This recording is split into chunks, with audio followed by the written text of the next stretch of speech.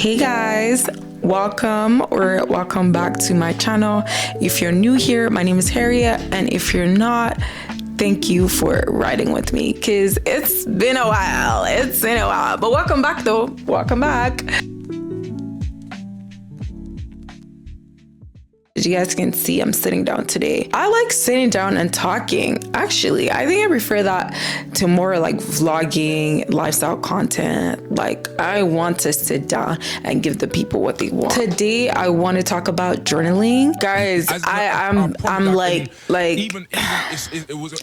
I've become a journaling fanatic. Like I'm like crazy about journaling these days, right? And I'm trying to recruit people into my journaling cult because it's so helpful. A little background about me. I love writing. Writing is like, actually, I was gonna say writing is my first love, but reading was actually my first love. I love writing though. Like, I feel like I express myself better through written words than spoken words. Growing up, I used to write like a lot. I loved like writing like essays and things like that, but most of my writing was kind of restricted to like an academic setting. In university, I started writing more academic papers, and I loved the process of like researching things and being able to give your thoughts on a particular topic. In 2020,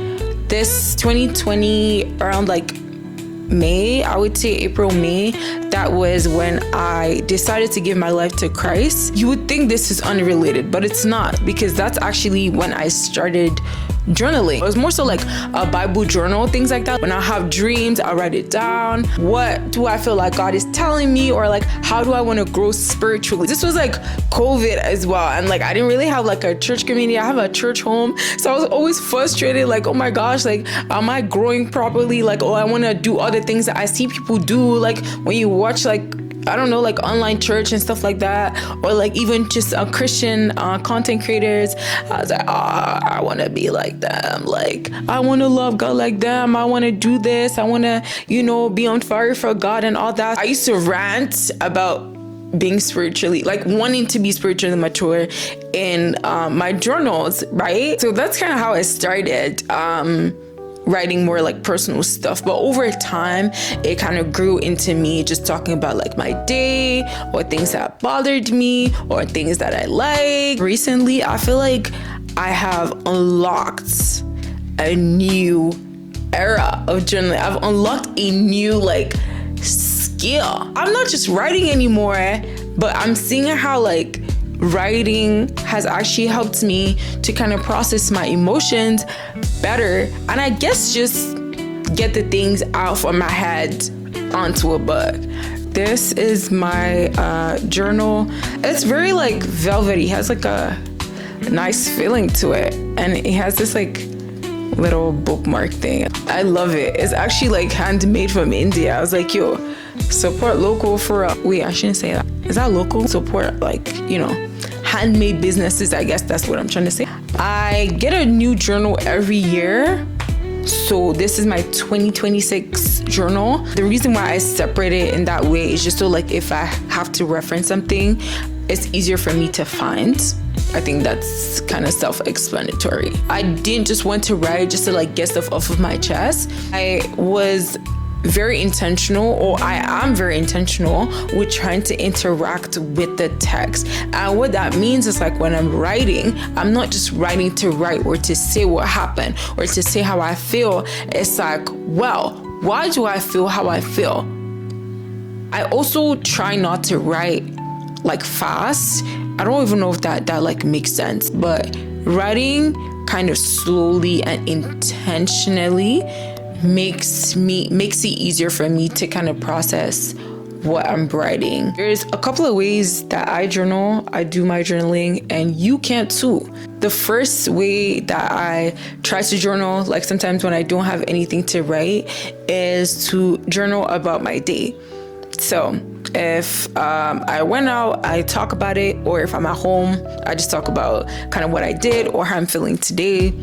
Things like that. What did you watch? What music did you listen to? Who did you talk to? Who made your day? So just I guess simple things like that is one way that I journal when I have nothing to write, but I want to journal. Another way is by using prompts. So what I do is I go on Pinterest and I type journaling prompt ideas. They give a lot of really good prompts and a lot of really good examples. I usually use prompts when, I'm trying to do more inner healing and shadow work type of stuff. What shadow work means is just, sitting down with the parts of yourself that are repressed and suppressed. It's not aesthetically pleasing. It is messy. From time to time, I check in with myself and see, okay, what are some things that I'm struggling with? What are some things that is difficult for me to process? Or let's say I did not handle the situation properly.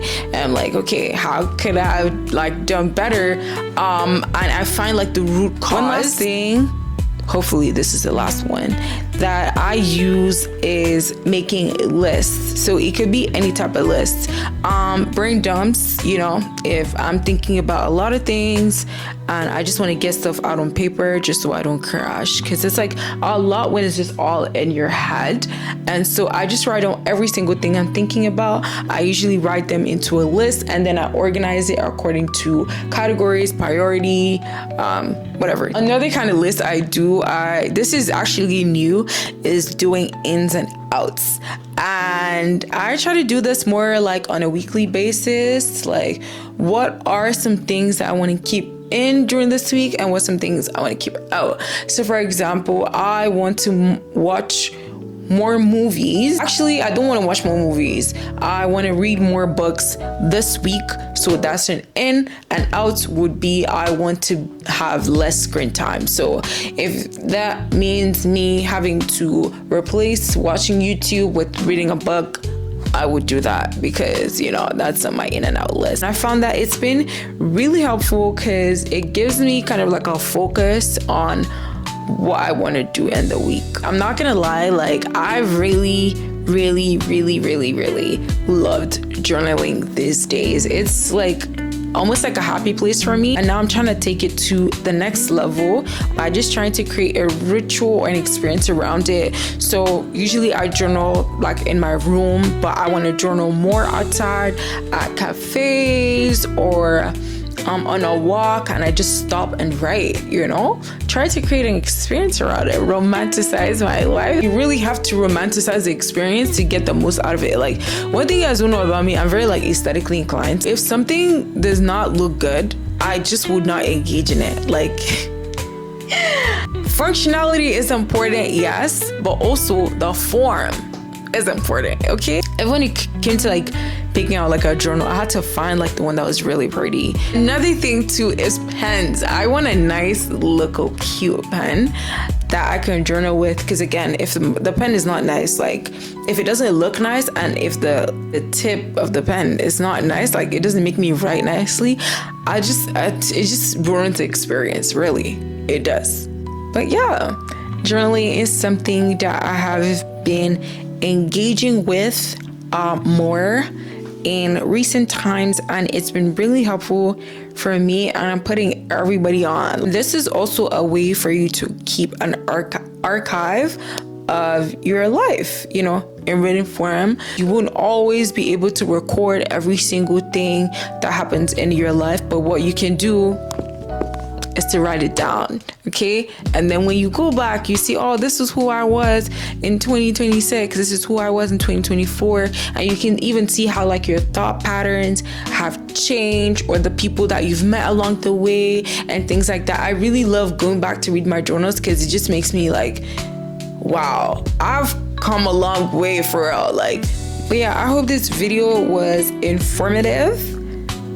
I hope it was. I really hope, because I was just rambling. I'm just talking about something I like, and it's just, I'll probably just go all over the place. It's really not structured at all. I hope that you were able to take one or two things from this video, and I would see you in my next video. Bye.